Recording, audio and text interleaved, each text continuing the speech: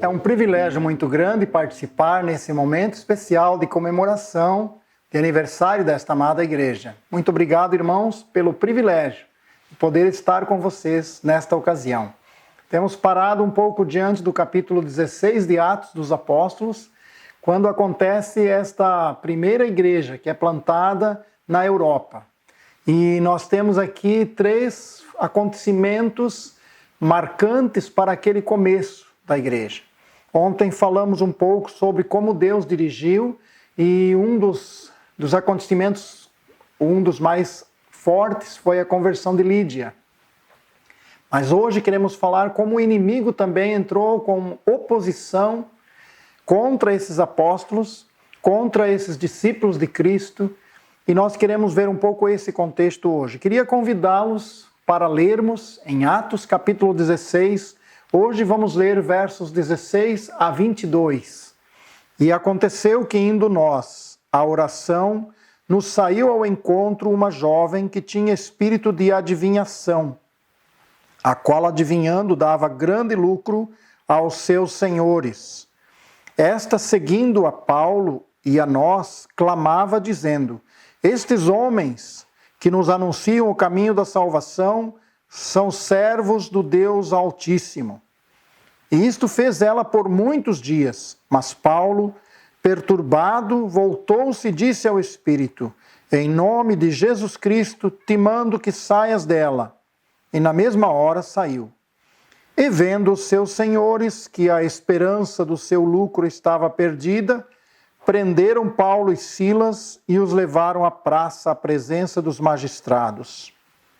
E apresentando-os aos magistrados, disseram: estes homens, sendo judeus, perturbaram a nossa cidade e nos expõem costumes que não nos é lícito receber nem praticar, visto que somos romanos. E a multidão se levantou unida contra eles. E os magistrados, rasgando-lhes as vestes, mandaram açoitá-los com varas. Então nós temos aqui a grande oposição ao ministério desses apóstolos, e esta jovem, dominada, possessa por um espírito de adivinhação, e também a reação do apóstolo, que depois de alguns dias não podia aceitar mais aquela declaração desta jovem que seguia pelo caminho.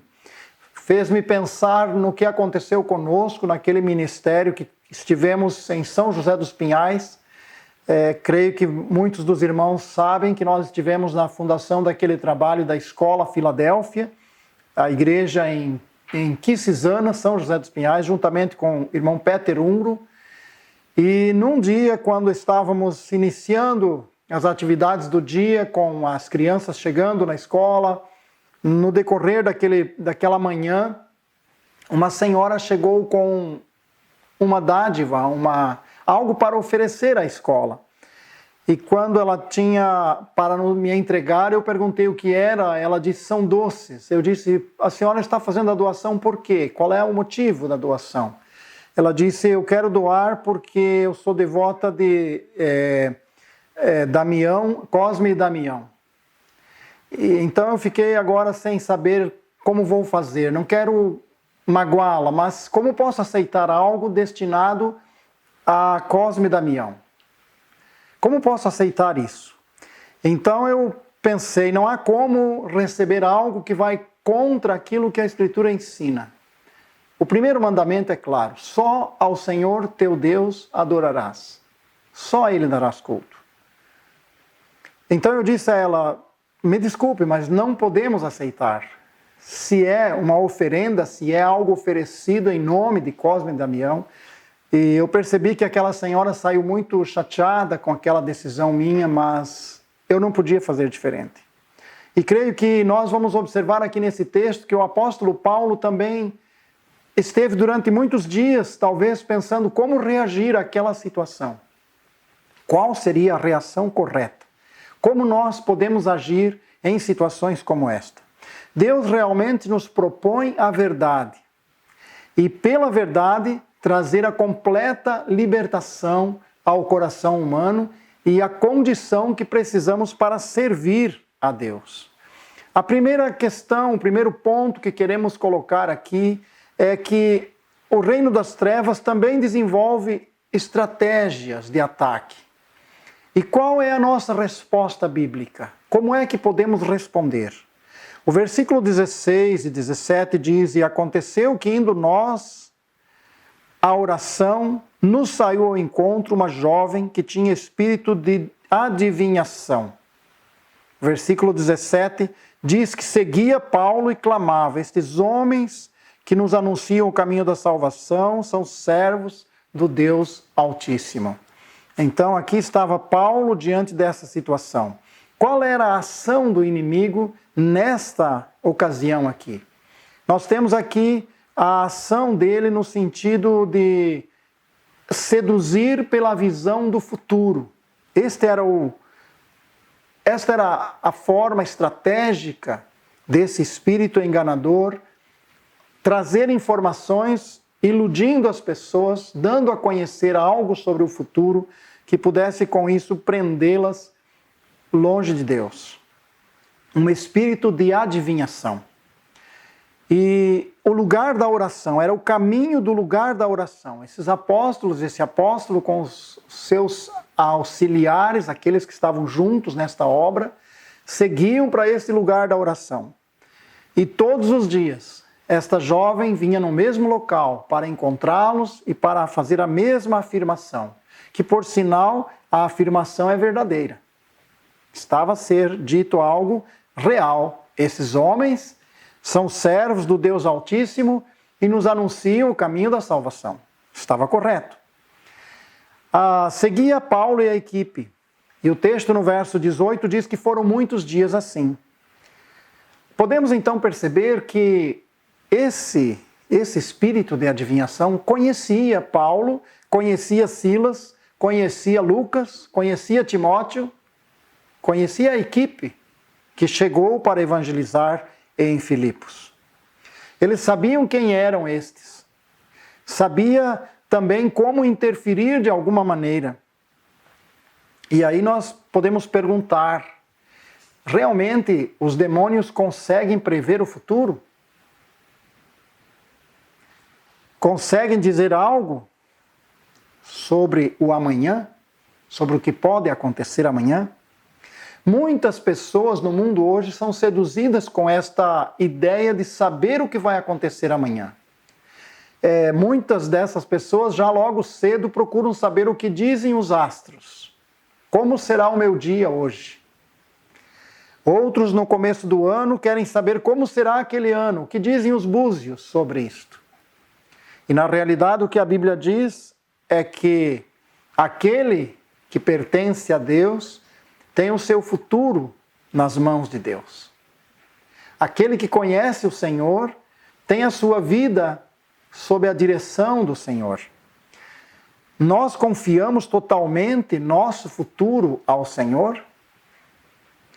Em momentos de crises como as que estamos vivendo agora, nós estamos assim nos sentindo seguros porque nossa vida pertence ao Deus soberano? É muito importante isso diante do mundo e diante das aflições que vivemos aqui no mundo. É interessante um segundo aspecto aqui que esse espírito de adivinhação estava agindo aqui, da forma como agia. Eram afirmações espirituais sutilmente enganosas, muito semelhantes, e parecia que estava realmente a ser um benefício para a obra desses discípulos, que ela viesse fazer uma afirmação pública de quem eles eram e de que transmitia a mensagem de salvação. O que teria de errado, então? O que estava errado com esta situação ali? Nós vamos entender que Paulo repreendeu não por causa da mensagem em si, mas por causa da fonte de onde vinha esta mensagem. A mensagem tinha palavras verdadeiras, mas tinha uma conotação dentro de um contexto, esse que era o contexto romano, o politeísmo, os muitos deuses. Era uma colocação de uma mensagem verdadeira quanto ao Evangelho, mas parecia que havia uma harmonia entre os deuses. Poderia dar esta ideia, sutilmente esta ideia de harmonia desses homens com todos os demais deuses daqueles povos e especificamente ali de Filipos. E portanto, quando Paulo sabe a fonte de onde vem, ele sabe a posição que deve tomar em relação a isso. Uma outra forma, outra estratégia do inimigo é seduzir com boas experiências. O milagre aconteceu mesmo. As pessoas dizem, o milagre aconteceu mesmo. A cura aconteceu mesmo. Eu lembro de um vizinho nosso, no primeiro ministério que tivemos no interior do Paraná, uma cidade chamada Realeza, e ele levou a filha pequena para uma operação invisível, porque ela tinha um problema nos rins, e ele não quis tratar com os médicos, com a medicina normal, foi levar a um centro espírita para uma operação invisível. E segundo eles, foi mesmo curada a sua filha. Então o milagre aconteceu mesmo, e daí? Devemos aceitar? Uma outra pergunta interessante é como é que nós devemos nos portar ou reagir diante do avanço da medicina alternativa. Será que devemos aceitar todo tipo de tratamento? Tratamento que possa ser mais por uma energia, por uma conciliação de poderes, por um equilíbrio de forças? Ou talvez, como aconteceu o testemunho de uma senhora que estivemos evangelizando em Coimbra, talvez dentro do movimento Reiki, por exemplo, devemos aceitar esta medicina alternativa? Hoje é considerado em Portugal como medicina alternativa. E nesse tempo, essa senhora em Coimbra contou-nos sobre isso. Até aquele momento eu não tinha me dado conta de que esta área chamada de medicina alternativa está realmente tendo grande aceitação em Portugal.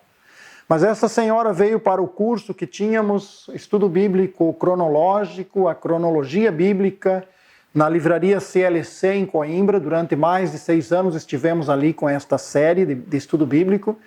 E esta senhora veio fazer o curso porque ela foi impactada por ocasião da Páscoa, quando ela percebeu que ela estava muito longe daquilo que era a fé. Ela era uma pessoa de fé cristã.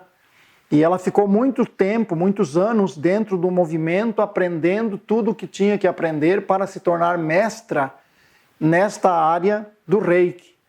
Estava tão bem preparada como mestra que ela foi convidada pelo Hospital de Coimbra, hospital universitário, segundo ela nos informou, para ministrar lá no hospital, porque lá é aceita esta medicina, nesse sentido é chamado como medicina alternativa, esta imposição de mãos para curar através da imposição de mãos.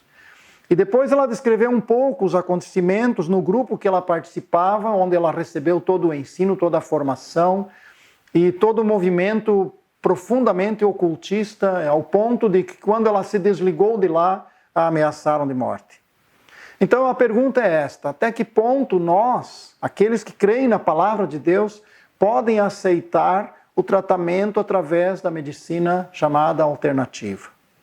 Eu não vou citar todas as áreas, porque nós podemos entrar na nossa pesquisa, nós vamos pôr lá medicina alternativa e vai dar uma lista de tratamentos que se faz hoje. Mas eu estava falando do Reiki porque este é um tratamento feito aqui, é muito forte em Portugal, e porque temos o testemunho desta senhora que contou como testemunho pessoal dela, que recebeu a Jesus Cristo como Salvador e que hoje serve a Cristo e abandonou por completo aqueles laços que ela tinha com esta área do ocultismo. Seduzir através da boa experiência, então. Seduzir através das curas. Diante de uma enfermidade, diante de uma situação física, vamos aceitar tratamentos nesta linha? Ou vamos buscar aquilo que o Senhor nos dirigir para que tenhamos a saúde restaurada, ou mesmo que venhamos perder a nossa vida, mas que tenhamos a comunhão preservada? Que seja assim a nossa decisão. Interessa-nos saber o que a Bíblia diz sobre isso? Interessa-nos saber a fonte do milagre? É muito importante essa questão. Agora vejamos a resposta que o apóstolo Paulo deu a essa questão, porque é isso que queremos. Não é o que nós achamos, não é o que nos interessa, não é o que nos agrada, porque às vezes uma resposta, como eu tive que dar àquela senhora, não nos agrada. Eu não gostaria de dizer isso a ela, que eu não podia aceitar a sua doação. Eu não queria feri-la, mas eu também não quero ofender a Deus. Precisamos honrar o nosso Deus, precisamos obedecer a Deus, mesmo quando estamos diante dessa possibilidade de ofender as pessoas sem querer, por nossa rejeição a tais práticas. Veja o versículo 18 do capítulo 16 e vamos ver a reação do apóstolo aqui. E isto fez ela por muitos dias, mas Paulo, perturbado, voltou-se e disse ao Espírito: em nome de Jesus Cristo te mando, sai dela. Saia dela. E na mesma hora saiu. Na mesma hora saiu. A resposta do apóstolo tem fundamento bíblico? Porque Paulo repreendeu o espírito de adivinhação? Vamos olhar um pouco o contexto da própria jovem. Esta jovem era uma escrava. Esta menina estava escravizada. Triplamente escravizada. Quando Jesus Cristo fala sobre isso, em capítulo 10 de João, versículo 10, ele diz: o ladrão vem somente para roubar, matar e destruir. Ele diz: eu vim para que tenham vida e a tenham em abundância. Esta jovem estava escravizada pelos senhores que a escravizavam, e nesse sentido nós podíamos dizer: mas isso era normal, naquela época haviam escravos. Sim, mas não era uma escravidão simplesmente como outros escravos com tarefas normais do dia a dia. Esta jovem, eles se beneficiavam de grande lucro da sua vida com esta segunda área da escravidão, que é a escravidão por um poder que a domina, que controla a sua vida, que modifica a sua aparência, que modifica a sua voz e que transmite mensagens para dar lucro aos seus senhores. Esse espírito de adivinhação a escravizava. Uma pessoa dominada por um poder, por um espírito. E Paulo, então, está repreendendo esse espírito, porque há ali uma escravidão profunda. Nós temos também a escravidão do pecado. A Bíblia diz que todo que comete pecado é escravo do pecado. É por isso que Jesus Cristo veio, para destruir as obras do diabo. Para que nós possamos ter forças para produzir as obras de Deus.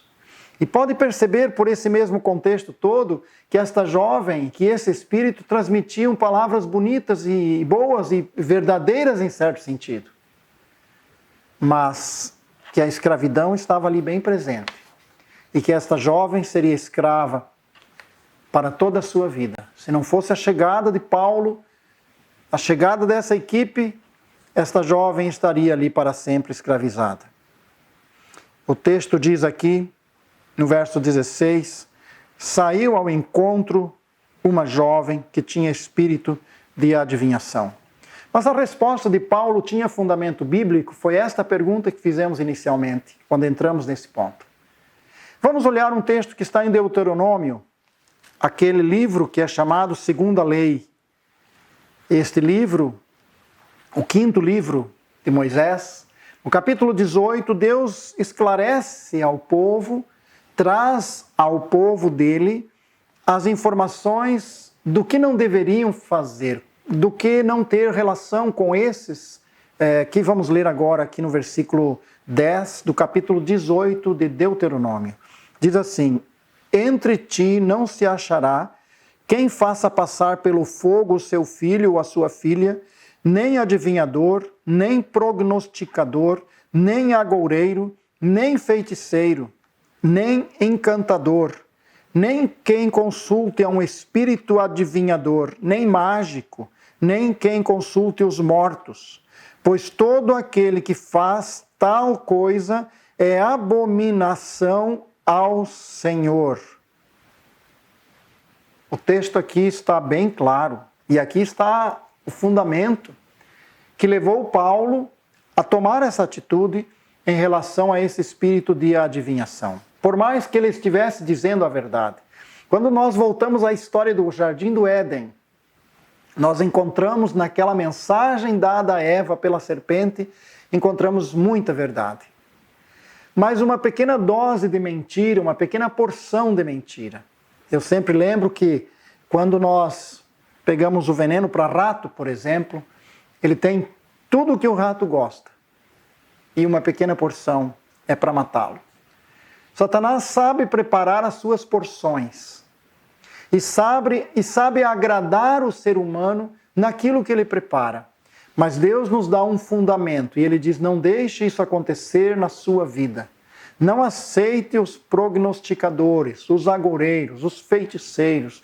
Não tenha comunhão com eles. Paulo e sua equipe estavam trabalhando para começar o ministério naquela cidade. Poderiam eles começar já desta forma, aceitando aquelas bonitas palavras, verdadeiras palavras, como se eles próprios tivessem comunhão com aquele tipo de espírito? É preciso que nós façamos também uma avaliação sobre aquilo que nos atrai, aquilo que pode estar a comprometer a nossa relação com o Senhor, a nossa comunhão com o Senhor.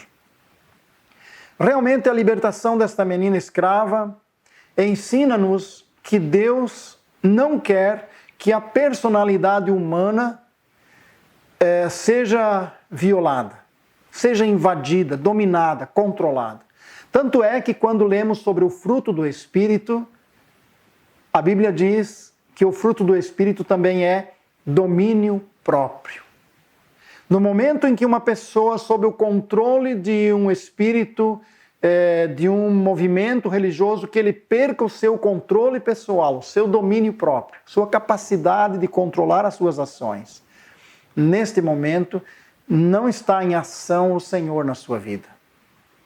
Independente se ele está num lugar onde se chama cristão, se chama evangélico, ou qualquer nome que possa dar muito bonito e até verdadeiro em certo sentido. Mas se lá ele está sendo controlado por um poder, que ele entrega o seu controle a esse poder, que ele não tem mais o seu autocontrole, então isso não provém de Deus, porque o domínio próprio é fruto da ação do Espírito de Deus. Podemos olhar também em Atos dos Apóstolos alguns exemplos, somente vou citar os acontecimentos. Nós tivemos a oposição do inimigo através de um homem chamado Simão o Mago. Em Atos capítulo 8, quando os samaritanos foram alcançados pelo Evangelho, os samaritanos eles haviam rejeitado praticamente toda a parte profética dada a Israel. Devido à sua oposição, devido ao seu problema com os judeus, eles só aceitavam as leis ou algumas coisas referentes ao próprio Abraão, que era a ligação que eles tinham como descendentes de Abraão, mas eles recusavam muito da profecia. E parece que isso também levou-os a sofrer consequências, porque não sabiam avaliar aquilo que vinha mesmo de Deus. E esse Simão, o mago, tornou-se um personagem muito famoso, muito poderoso no meio dos samaritanos, considerado quase que um deus para eles.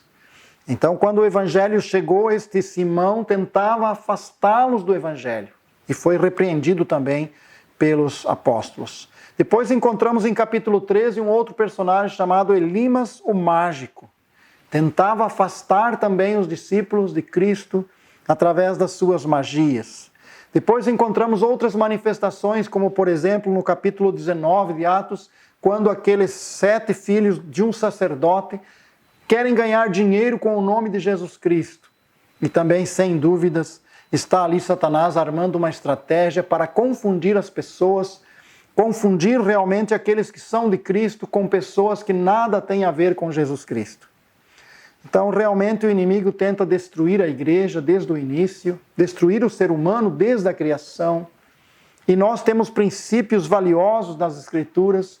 E é verdade que eu preferia estar falando hoje de promessas, falando hoje de coisas muito agradáveis ao nosso coração, que não exija de nós uma avaliação, um exercício mental mais intenso para perceber as coisas da palavra, que fosse uma situação de relaxamento para nós, pudéssemos só falar das grandezas e das promessas, das grandezas de Deus e das promessas de Deus. Mas há momentos na vida cristã que temos que parar diante dessas investidas do inimigo e perguntar a nós mesmos: o que estamos fazendo? Quais são as situações que talvez nos levaram a um compromisso com a idolatria, por exemplo, como aquilo que eu citei no início? Então, um compromisso com os deuses da cidade de Filipos seria o fim daquele ministério em Filipos. Paulo não precisava esperar que o Espírito de Deus continuasse agindo se ele tivesse um compromisso com os deuses daquela cidade.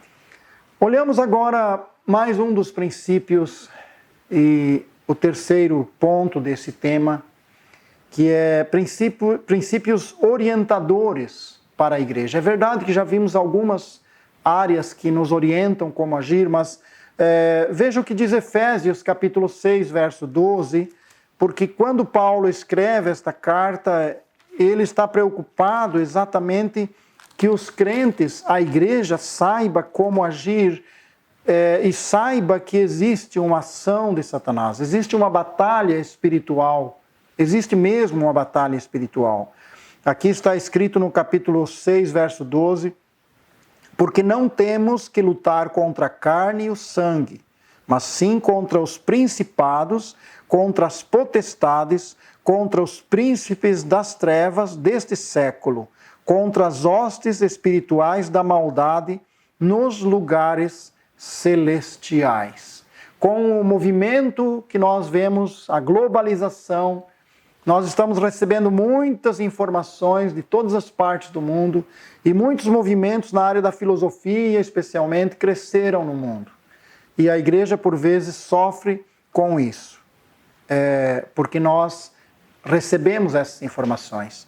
E aqui o apóstolo diz que devemos estar conscientes que há uma batalha espiritual. Devemos orar que Deus nos dê discernimento para tomarmos atitudes certas no momento certo. O apóstolo escreve também aos Coríntios, capítulo 11, verso 3, e ele está bastante preocupado nessa segunda carta aos Coríntios, capítulo 11, verso 3, ele preocupa-se exatamente com esta área de discernimento espiritual. Aqui diz assim: mas temo que, assim como a serpente enganou Eva com a sua astúcia, assim também sejam de alguma sorte corrompidos os vossos sentidos e se apartem da simplicidade que há em Cristo. Por que é que Paulo fala isso? Porque nós precisamos ter discernimento espiritual. Nós precisamos entender o espaço onde estamos semeando a palavra e perceber onde o inimigo também está agindo para nos comprometer com algo que nos separe da graça, do poder que Deus quer nos dar para esta obra. Nós temos aqui o apóstolo usando a palavra que o inimigo conseguisse, ele temia que o inimigo fizesse, corrompesse os sentidos. Eu gostaria de mencionar alguns aspectos nesta expressão de Paulo aqui. O sentido da palavra, por exemplo. Interpretações completamente descontextualizadas. O uso da Bíblia, o uso da palavra de Deus de forma inadequada, fora de qualquer sentido de contexto da própria Escritura. A própria sinceridade daqueles que falam, estão mesmo falando porque amam a Deus, porque querem que o Evangelho de Deus tenha acesso ao coração dos homens, ou estão falando porque tem algum interesse de se tornarem populares, ou interesse de receber algum bem material. Então é muito triste ver que o inimigo tenta corromper os sentidos, no sentido aqui de interpretação, de sinceridade, mas há também um sentido de urgência que tem sido muito trabalhado pelo inimigo para corromper. O sentido de urgência quer dizer que as pessoas pensem na necessidade urgente de se arrepender. E eu vou citar exemplos sobre isso. Nós temos no mundo muitas previsões de fim de mundo. Nós temos previsões por parte de profetas que estão a profetizar que o mundo vai acabar. E como isso já vem acontecendo há muitos anos já, as pessoas logo já não têm mais aquele sentido de urgência mais. Por quê?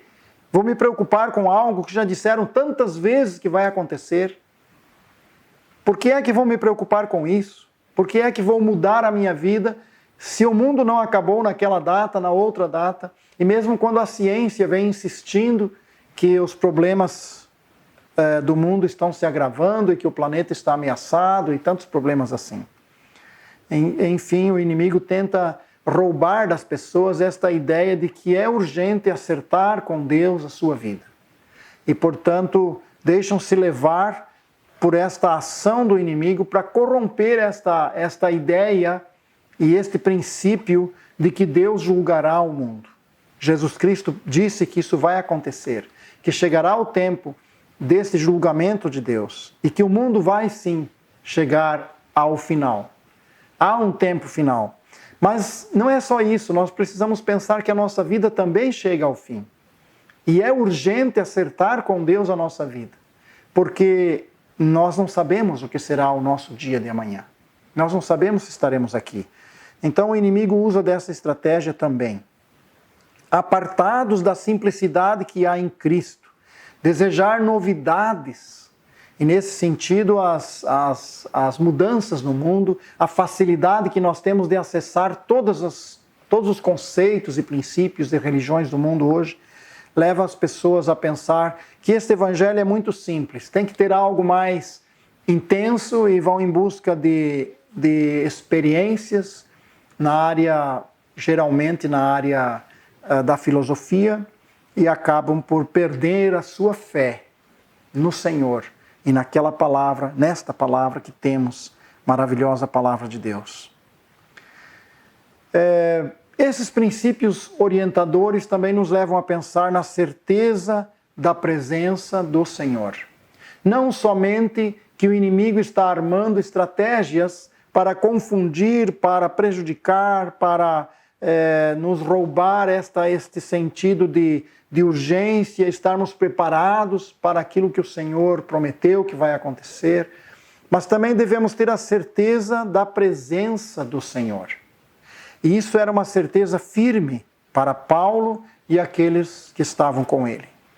Nós podemos olhar em toda a sua viagem, desde a primeira à terceira viagem, todo o relato de Atos dos Apóstolos, nós vamos encontrar esse sentimento, não apenas como sentimento, mas esta consciência é mais que sentimento, porque o sentimento pode falhar, mas saber que o Senhor está presente é isso que interessa a nós.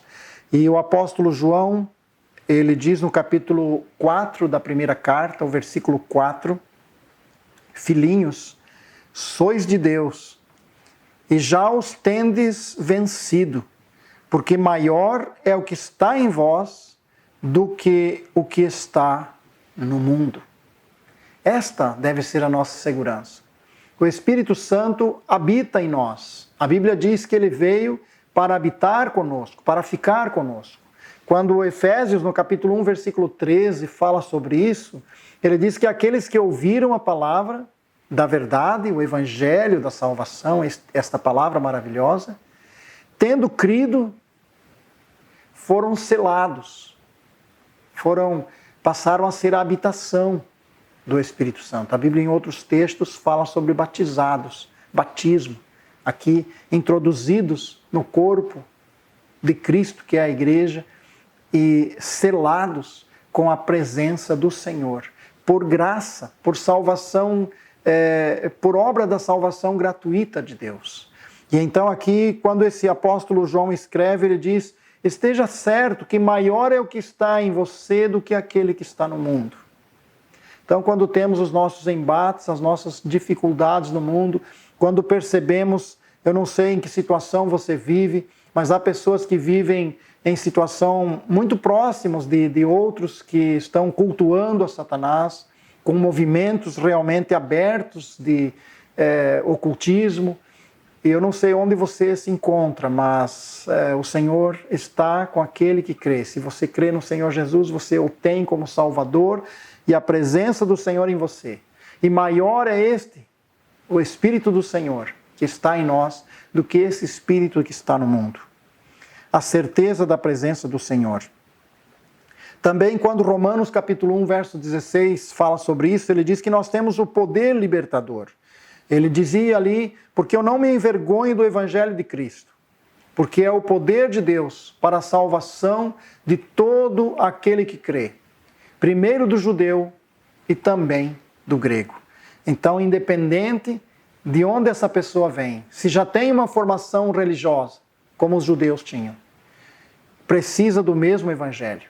A salvação para aquele que é religioso, para aquele que se acha bom, que se acha justo, ainda assim, precisa desta salvação, deste Evangelho. Mas também daquele que está distante, envolvido nas suas filosofias, nos seus conceitos humanos, na sua sabedoria humana, como eram os gregos. E este Evangelho tem o poder de Deus para salvar, para libertar. E é este Evangelho que também nos dá a segurança. A presença do Senhor, a palavra do Senhor é que nos dá segurança. E uma terceira questão que nos leva a pensar na segurança que temos, na certeza da presença do Senhor diante das estratégias do inimigo, é que temos a autoridade sobre nós investida. Não para fazer o que queremos, mas para fazer a obra de Deus, para viver a vida com Deus. Aqui nós temos em Tessalonicenses, primeira carta, capítulo 1, verso 5, onde o apóstolo diz, porque o nosso evangelho não foi a vós, não chegou a vocês somente em palavras, mas também em poder, no Espírito Santo e em plena convicção. Em plena convicção. O evangelho, esta palavra, e este servo que levou esta palavra, estava revestido deste poder, desta proteção de Deus, e pela convicção que tinha da comunhão de Deus, da vida na presença de Deus. E chegando a esse final, tendo pensado nessas situações que eles viveram lá, na oposição do inimigo, nas estratégias do inimigo através de um espírito de adivinhação, falando coisas muito bonitas. Nós estamos rodeados de coisas muito bonitas. Nós recebemos frequentemente aquelas frases maravilhosas no nosso celular, no nosso telemóvel, como diz cá em Portugal, ou no nosso computador. Nós estamos sempre tendo acesso a frases maravilhosas. E muitas destas não têm uma boa origem. Estão transmitindo de alguma maneira algo contrário ao Evangelho. E nós precisamos sim ter discernimento para não levar à frente, para não repassar para outros aquelas coisas bem preparadas, mas com uma composição que mata, que destrói, que impede a visão de Deus, que escraviza longe de Deus. Nós precisamos responder tal quanto esse apóstolo respondeu, com o amor que Deus nos deu, mas com a sabedoria e a firmeza, com convicção e com a certeza de que o Senhor está conosco. Você gostaria de assumir um compromisso hoje? Um compromisso de examinar as Escrituras nesse sentido, estar atento a essas realidades espirituais, orar por esta situação de batalha espiritual. Quantos são os cristãos que estão orando para que Deus os revista desta graça, desse poder para viver a vida cristã e para enfrentar os desafios e discernir aquilo que vem de Deus e aquilo que vem do inimigo? Você está disposto a assumir um compromisso de buscar o Senhor nesse sentido? entendendo que há uma batalha espiritual, gostaria de pedir ao Senhor que o use tal quanto usou Paulo e aqueles discípulos, e que também o livre. E claro, se Deus nos permitir, amanhã vamos falar que também o apóstolo e os seus co-participantes ali, os que estavam juntos, sofreram sim. E exatamente por causa desta ação do inimigo, tiveram sofrimentos. Então é possível sim que os crentes venham passar por ataques e terem perdas. É por isso que precisamos orar. É por isso que Jesus ensinou que devemos orar: livra-nos do mal, livra-nos das tentações. Realmente, amados, queridos amigos e irmãos, precisamos estar atentos, precisamos estar dispostos a fazer aquilo que o Senhor nos ensina, com convicção, obedecermos a palavra de Deus e manifestarmos amor, mesmo para aqueles que possam trazer a nós sofrimentos. Manifestar amor ao apresentar a palavra. Não estamos querendo ofender ninguém com esta palavra. Queremos apenas dizer que é assim que Deus ensina. A verdade tem que ser apresentada em amor. O apóstolo Paulo, quando escreveu, ele disse que a nossa palavra deve ser apresentada, a palavra de Deus apresentada por nós com amor.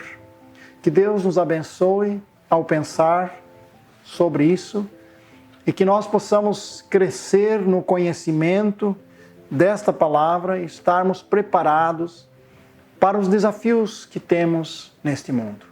Deus nos abençoe com a sua palavra. Amém.